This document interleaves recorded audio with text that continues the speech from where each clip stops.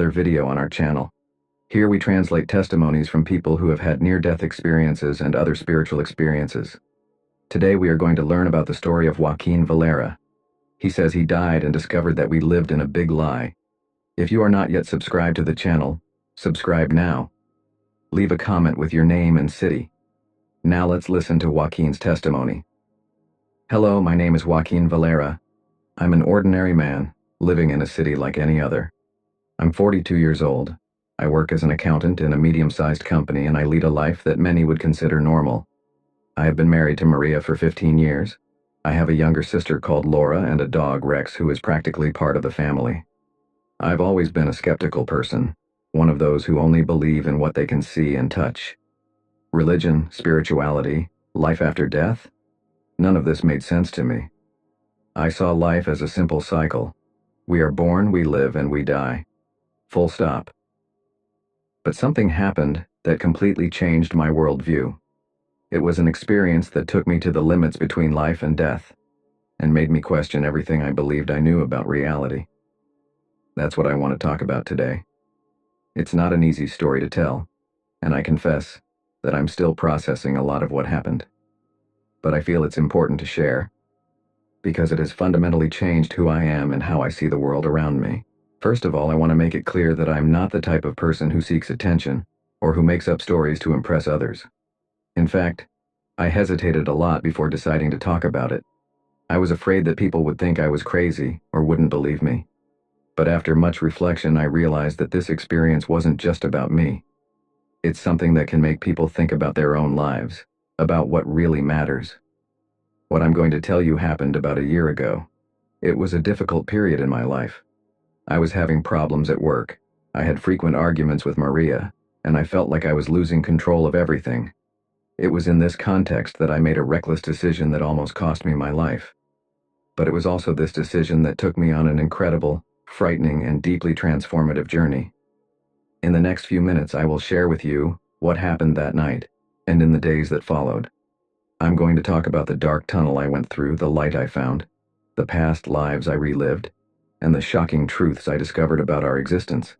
It may sound crazy, I know. If someone had told me something like this a year ago, I would have laughed and turned away.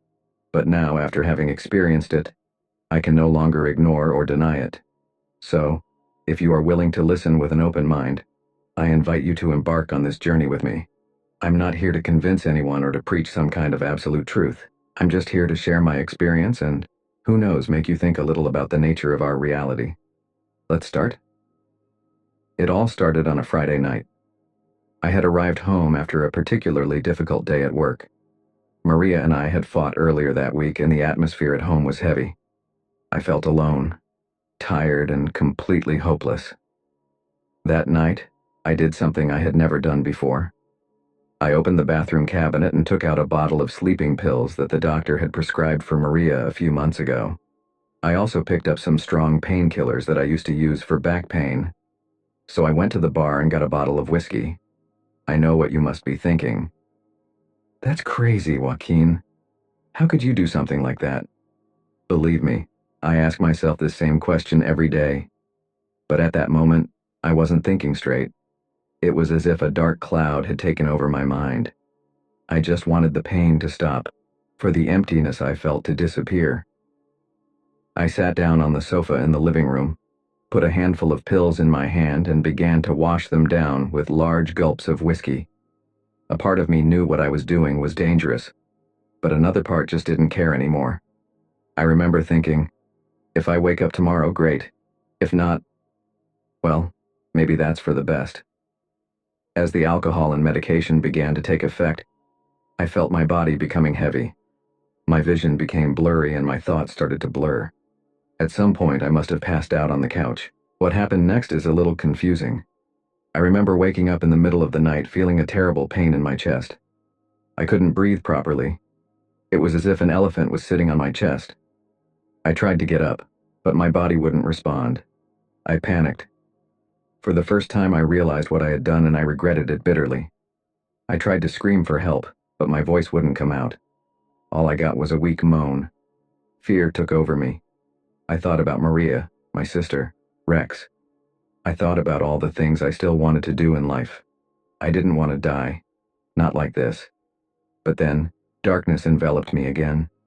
I felt my body relax, and my consciousness began to fade. It was at that moment that the real journey began. Suddenly, I wasn't on my couch anymore. In fact, it was no longer anywhere I could recognize it. I found myself floating in a vast, dark space. It was like being suspended in a vacuum, with no point of reference. Little by little, I began to notice that I was moving. It wasn't a physical movement like we're used to. It was more like he was being pulled by an invisible current. It was then that I noticed. I was in a tunnel. The walls of this tunnel were strange. They were not solid like the walls we know. They appeared to be made of a dark, viscous substance, like wet mud. They had a texture that intrigued me. It was as if they were calling me, inviting me to touch them. Instinctively, I tried to reach out to touch the tunnel wall. That's when I had the first shock. I had no hands. In fact, he had no body at all. It was just a consciousness. A consciousness floating in that strange space. Time seemed to not exist there. I can't tell if I was in that tunnel for minutes, hours, or days. The sensation was of being out of time, in a dimension completely different from our everyday reality. As I progressed through the tunnel, I began to hear sounds. At first, they were just distant murmurs, impossible to understand. But little by little, they became clearer. They were voices, thousands of them all talking at the same time. Some seemed to scream in pain, others laughed, some cried. It was a cacophony of human emotions. At one point, I recognized a voice. It was my father's voice, who had passed away a few years ago. He'd say, "It's not your time yet, son." I tried to respond, to call out to him, but my voice, if I still had one, wouldn't come out. I continued advancing through the tunnel. The darkness was almost palpable, but it wasn't scary. It was welcoming, as if it were a cosmic womb carrying me somewhere. As I floated, I started having flashbacks of my life. I saw scenes from my wedding with Maria. I remembered the day we adopted Rex. I relived moments from my childhood. It was as if my entire existence was flashing before my eyes, if I still had eyes, at high speed. It was at that moment that I realized this must be what people call a near-death experience.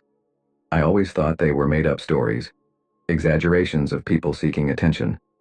But there I was, living something that defied everything I believed possible. As I progressed through the tunnel, I began to feel a change. The darkness seemed to be getting less dense. In the distance, very far away, I began to notice a point of light. As I approached the end of the tunnel, the light became more and more intense. It was not an ordinary light, like that of the sun or a lamp. It was a living, pulsating light that seemed to contain all the energy in the universe. But what was most striking was the violent contrast between this light and the darkness around me. It was as if two titanic forces were fighting a fierce battle. The light struggled to expand while the darkness resisted, trying to swallow it. At that moment, I was overcome with overwhelming anxiety. 1,000 questions ran through my mind. Was I dead? Was he on the verge of death? What would happen if I reached that light? What if darkness won? The tension between light and dark seemed to reflect an existential struggle within me. On the one hand, there was the desire to live, to return to Maria, to my family, to my life. On the other, there was a strange temptation to give in to the darkness, to give up everything. As I watched this cosmic battle, I began to realize that I was not just a spectator. Somehow, I was part of that fight. My every thought, every emotion seemed to influence the balance between light and dark. When I focused on happy memories, on moments of love and joy, the light seemed to gain strength. But when thoughts of despair and hopelessness invaded me, darkness advanced. It was at that moment that I understood. This battle was not just about life and death. It was about choice. My choice. I could choose light or dark. I could choose to fight or give up. Realizing this power of choice was both liberating and frightening. Liberating because I realized that I had control over my destiny, even in that extreme situation. Scary because the weight of responsibility was immense. As I pondered this, I noticed the light starting to change. It was no longer just a distant dot. It began to expand, to take shape, and then something incredible happened. Suddenly, a small sphere of light separated from the main source and began to float towards me. It was the size of a tennis ball, but it radiated incredible energy. As it got closer, I felt a wave of heat envelop me. But it wasn't physical heat. It was warm, emotional, as if it were made of pure love and compassion. All the anxiety I felt began to dissipate, replaced by a sense of calm and peace I had never experienced before. When the sphere of light got very close to me, I heard a voice. It wasn't an external voice, but it seemed to come from inside me. The strangest thing is that it was my own voice, but filled with a wisdom that I never had in life. The voice started answering questions I didn't even know I had. He spoke about the meaning of life, about the purpose of existence, about the nature of the universe. And then he revealed something that shocked me. "Everything you know as reality is a simulation," said the voice. "The physical world, time, space, everything is part of a great construct created to prevent us from seeing the true nature of existence." I was stunned by this revelation. "What do you mean, a simulation?" That didn't make sense. But at the same time, I felt like it was true. It was as if a veil had been lifted from my eyes, allowing me to see beyond the illusions of the material world. The voice continued, "You humans are trapped in this simulation, believing it to be the only reality. But there is much more beyond that. You are multidimensional beings, capable of existing in multiple realities at once." I tried to process this information. It was too much for my limited mind to comprehend. But the sphere of light seemed to understand my confusion. It expanded, enveloping me completely. Within the light, everything became clear. I saw the structure of the universe, the interconnectedness of all things. I saw how our actions affect not just the world around us, but the entire web of existence. I realized that what we call self is only a small part of who we really are. Our true nature is much greater, much vaster than we can imagine in our physical existence. The light showed me that death, as we understand it, does not exist. It's just a transition, a change of state. Our consciousness continues, evolves, expands. I was amazed by these revelations, but I also felt sad. Sad that I lived so long without knowing these truths. Sad that I had wasted so much time and energy on things that I now saw were completely insignificant. But the light comforted me.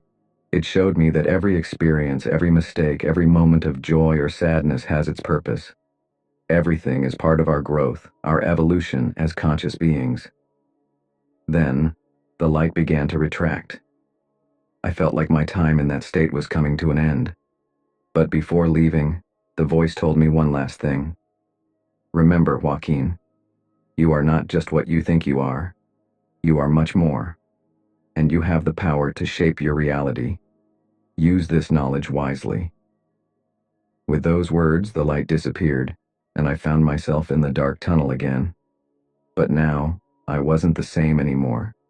I carried with me knowledge that would change my life. After the experience with the sphere of light, I felt different.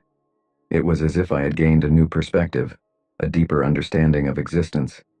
But I didn't have much time to reflect on this, as I was soon enveloped by a new experience. Suddenly, my entire life began to flash before my eyes. It wasn't like in movies where scenes pass quickly in flashes. It was much more intense and detailed. I was reliving every important moment of my life, but not just as an observer.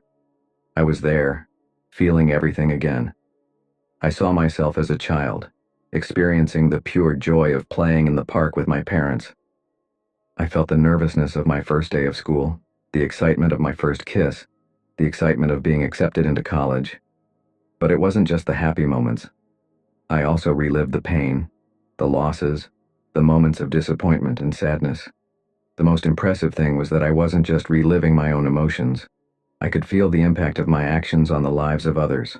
When I was kind to someone, I could feel the gratitude and comfort I provided. When I was selfish or cruel, I felt the pain and hurt I caused. I saw the day I argued with Maria and said harsh words that hurt her deeply. At the time, I didn't realize how much I had hurt her, but now, I could feel his pain as if it were my own. It was devastating. I also saw times when I did small acts of kindness without even realizing it. I once helped an elderly woman cross the street. It seemed insignificant at the time, but now I could see how that simple gesture had brightened her day, given her hope in humanity. This life review has shown me how interconnected we all are. Every action, every word, has an impact that goes far beyond what we can imagine. I saw how a chain of events unfolded from my choices, affecting people I didn't even know. It was a humbling and enlightening experience. I realized how many opportunities to do good I had wasted, how many times I had acted out of fear or selfishness, instead of love and compassion. But it wasn't a judgmental experience. There was no punishment or reward. It was simply an opportunity to learn, to understand the consequences of my actions in a way that had never been possible before. By the end of this review, I felt emotionally exhausted, but also deeply transformed. I had a new appreciation for life, a new understanding of the responsibility that comes with every choice we make. As this experience came to an end, I felt a sense of expansion. It was as if my consciousness was opening, preparing for something even greater. And that was when I entered the next phase of my journey. Just when I thought nothing could surprise me anymore, I was thrown into an even more extraordinary experience. Suddenly, I was no longer reliving my current life, but delving into past lives.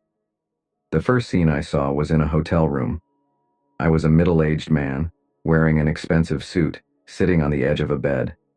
I felt an overwhelming sadness, a despair so deep that it seemed to consume my entire being. In my hand was a revolver. With horror, I realized what was about to happen. I tried to scream, to stop that man, who was me in another life, from committing suicide. But he was just a helpless observer. The shot echoed in the room and everything went dark. The scene changed. Now I was a whaler in the 19th century. I was on a boat surrounded by the vast ocean. I smelled the sea, heard the cries of the sailors. I found myself harpooning whales, feeling a mixture of excitement about the hunt and deep guilt for taking the lives of these majestic creatures. That life ended on a beach. I was an old man looking out to sea with 2 children by my side. I felt a huge weight in my heart, a deep regret for all the lives I had taken, for all the damage I had caused to the ocean.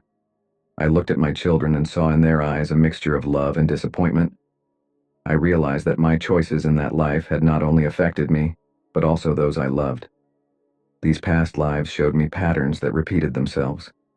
In each of them I saw how my selfish or thoughtless actions had consequences that went far beyond my own existence.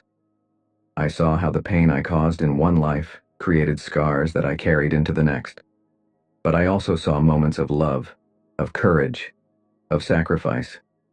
I saw lives where I had made a difference, where I had helped others and left the world a little better than I found it. This experience made me understand that our journey is much longer and more complex than we imagine. We are not just the result of this life, but the sum of many existences, each one teaching us important lessons. I realized that the life I'm living now is just one chapter in a much bigger story. The difficulties I face, the relationships I have, even my tendency towards depression, all of it has deeper roots than I could imagine. At the end of this journey through past lives, I felt both small and immense at the same time. Small compared to the vastness of time and the experiences he had lived. Immense by the awareness that I am more than just this body, this personality, this life. I came away from this experience with a new understanding of the responsibility we have. Every action, every choice, not only affects this life but echoes through time, shaping our future incarnations and the lives of those around us. After the past life journey, I was abruptly brought back to the present. But I wasn't back in my body. Instead, I found myself floating above him, watching the scene of my near suicide, as if I were a spectator. I saw my body inert on the couch, the bottle of whiskey lying on the floor, the empty medicine bottles on the coffee table. The scene was desolate, but what really shocked me was seeing the impact of my action on the lives of the people I loved. I saw Maria coming home after work, calling my name. The moment she found me was devastating. I saw the terror in his eyes. I heard his desperate scream. She rushed to the phone, her hands shaking as she dialed emergency. I watched the paramedics arrive, working frantically to revive me. I saw Maria crying, begging me not to die. I felt your pain, your fear, your anger that I had done something so selfish. Then the scene changed. I saw my sister Laura receiving the news, the shock on his face, the disbelief turning to anger. How could he do this to us? She screamed. I realized that my action was not just about me. It was a betrayal of everyone who loved me. I saw Rex, my faithful canine companion, lying next to the sofa where my body was, whining softly. In the days that followed, I saw how he became depressed, refusing to eat, waiting for my return. It was painful to realize that even my dog suffered from my thoughtless decision. The scenes continued to unfold. I saw the funeral in case I didn't survive. Maria, dressed in black, with an empty look. My parents, aged by pain. Friends and co-workers all trying to understand why I had done it. But what impressed me most was seeing the future that would never happen if I died. I saw Maria, years later, still struggling to overcome my loss. I saw my niece, who hadn't yet been born, growing up without knowing her uncle. I saw projects I would have accomplished, people I would have helped, moments of joy that would never happen. It was at that moment that I felt a force pulling me upwards. It was as if two small balls of light were calling me, inviting me to move forward. I felt I was faced with a crucial choice: move forward to whatever came after death, or fight my way back to life. The force pulling me upward was intense, almost irresistible. Part of me wanted to surrender, go into the unknown, but the images I had just seen, Maria's suffering, Laura's, Rex's, anchored me. I realized that my life was not just mine. It was a gift, a responsibility. Every person we love, every life we touch, becomes part of who we are. Giving up would not only affect me, but it would create waves of pain that would spread far beyond what I could imagine. With this understanding, I made my decision. I fought the force pulling me, focusing on all the reasons I wanted to live. I thought about Maria, about our life together, about the dreams we hadn't yet realized. I thought about Laura, about how I wanted to see my niece born and grow up. I thought of Rex, faithful and loving, waiting for my return. And then, with a shock that reverberated throughout my being, I felt myself being pulled back into my body. Returning to my body was an experience I will never forget. It was like being sucked into a hurricane and then thrown into freezing water. Suddenly I felt an enormous weight, as if every cell in my body was screaming in protest. I opened my eyes and the first thing I saw was Maria's face, bathed in tears. She was holding my hand, her eyes fixed on me with a mix of fear and hope. All around me I heard the noise of machines and agitated voices. I was in an ambulance. I tried to speak, but my throat was dry and sore. All I got was a weak moan. Maria let out a scream of joy and relief. "He's awake!" she exclaimed to the paramedics. The next few moments were a blur. I remember being rushed to the hospital, doctors and nurses running around me asking questions I could barely understand. I underwent a series of tests and procedures. My stomach was pumped to remove any traces of the pills I had taken. I spent several days in the ICU. The doctor said I was very lucky. If Maria had gotten home a few minutes later, I probably wouldn't have survived. My body had suffered a huge shock, and it would take time to fully recover. But physical recovery was just one part of the process. The real journey was just beginning. Once I was stable enough, I started getting visits from psychiatrists and psychologists. I was diagnosed with severe depression and began intensive treatment. The first few weeks were difficult. The memories of my near-death experience were fragmented and confused. I wondered if it had all been real, or just a hallucination caused by a mixture of medicine and alcohol. Part of me wanted to believe it had just been a weird dream, but deep down I knew it was more than that. As my mind became clearer, I began to put the pieces of the puzzle together. I remembered the dark tunnel, the bright light, the past lives I had glimpsed. Each memory brought with it a wave of intense emotions. Initially, I was hesitant to talk about these experiences with my therapists. I was afraid they would think I was crazy. But little by little, I started sharing small details. To my surprise, they didn't judge me. On the contrary, they encouraged me to explore these memories as part of the healing process. Maria was my rock throughout this period. She spent hours by my side in the hospital, patiently listening as I tried to put into words what I had experienced. Sometimes I cried for no apparent reason. Other times he was silent, lost in thought. She was there at all times, supporting me unconditionally. My sister Laura was also a constant presence. At first, she was furious with me for trying to take my own life, but over time her anger turned into understanding and support. Our conversations helped me process many of the things I had experienced. As I recovered physically, I began to feel profound changes in my outlook on life. Things that had once seemed so important, money, status, professional success, now seemed insignificant compared to what I had experienced. I started to value the little things more. Maria's smile in the morning, Rex's affection, the sound of rain on the window.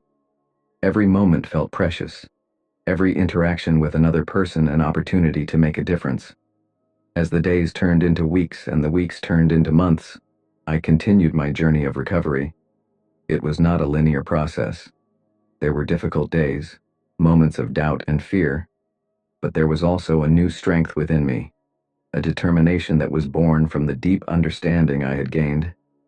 I knew I had been given a second chance, and I was determined not to waste it. It's been a year since that fateful night, and my life has changed in ways I never could have imagined. The near-death experience didn't give me superpowers or special abilities, but it did give me something much more valuable, a new perspective on life and existence. Before, I was an inveterate skeptic. He didn't believe in anything that couldn't be scientifically proven. God, spirituality, life after death, all of this was to me just fantasy and superstition. Now, although I have not become religious in the traditional sense, I have a new appreciation for the spiritual dimension of life. I learned that there is so much more to the universe than we can see or understand with our limited senses. The idea that we live in a simulation, that we are more than just our physical bodies, is no longer something I dismiss out of hand. I keep an open mind, recognizing that there are mysteries in the universe that science cannot yet explain. My relationship with Maria has deepened in ways I didn't think possible. We went through difficult times after my suicide attempt, but together, we found new strength. Now, we cherish every moment together, aware of how precious and fragile life is. At work, my attitude completely changed. Before, I was always stressed, always chasing the next big deal or promotion. Now, I find satisfaction in doing my job well and helping my colleagues. My boss noticed the change and recently offered me a leadership position, not because of my ambition, but because of my new, more balanced and compassionate approach. One of the biggest changes was in my relationship with my sister Laura. After seeing the impact my death would have had on her, I made a conscious effort to reach out. Now, we are closer than ever. When my niece was born 6 months ago, it was one of the happiest moments of my life. Holding that little being in my arms reminded me of the precious gift that life is. I started practicing meditation and mindfulness, techniques that help me stay centered and connected to the present moment. I also started volunteering at a local shelter, feeling a need to give back and make a difference in the lives of others. I'm not going to lie and say everything is perfect now. I still have bad days, moments of doubt and fear. The depression hasn't completely gone away, but I now have better tools to deal with it.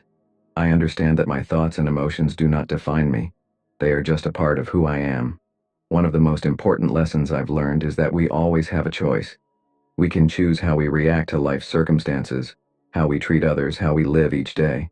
This realization gave me a sense of power and responsibility that I never had before.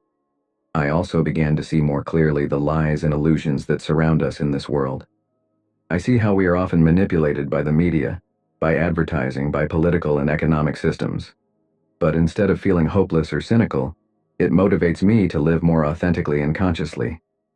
I don't know what the future holds. I don't have all the answers, and I'm still learning and growing every day. But I know that every day is an opportunity to make a difference, to love more deeply, to live more fully. My near-death experience taught me that life is too precious to waste on fear, anger, or regret. Every moment is a gift, every interaction an opportunity for growth. And although I don't know exactly what happens after death, I know that the way we live in this life has an impact that goes far beyond what we can imagine. So here I am, Joaquin Valera, an ordinary man who had an extraordinary experience. I am not a guru or a saint. I'm just someone who had a chance to look beyond the veil and came back to tell the story. And if there's one message I'd like to share with the world, it's this: live each day with purpose and love, because in the end, that's what really matters. So, what did you think of this incredible story? Leave your opinion in the comments. Don't forget to subscribe to the channel. Activate the notification bell to be notified with each new video. Let's bring more people the hope that there is life beyond what the eyes can see.